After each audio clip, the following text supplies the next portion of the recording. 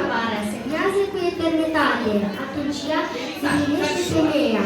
Dar ce e femeia? Este punctul culminant, ultima grandioasă operă a lui Dumnezeu. Reprezintă ultima trăsătură de mândrie a sa, plină de taine, captivantă, frumoasă, dătătoare de viață. Cununa a creației este cea mai frumoasă definiție scrisă cu lumina cerească, fiindcă strălucirea ei străbate toate adâncurile omenești.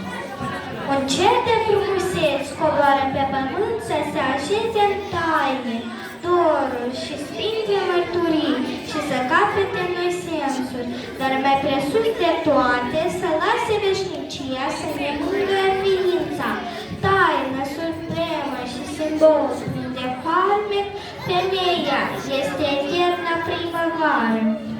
Femeia e o floare de credință, petale de lumină în mister, o rază îmbrăcată în dorință și doruri care freamătă sub cer.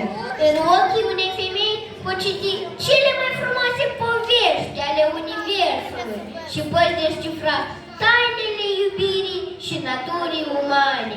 Femeia este și primăvara artei, o poezie de lumine scrise, cu tabloule elegante pe pândă nemuririi, muzica cerului și dansul florilor.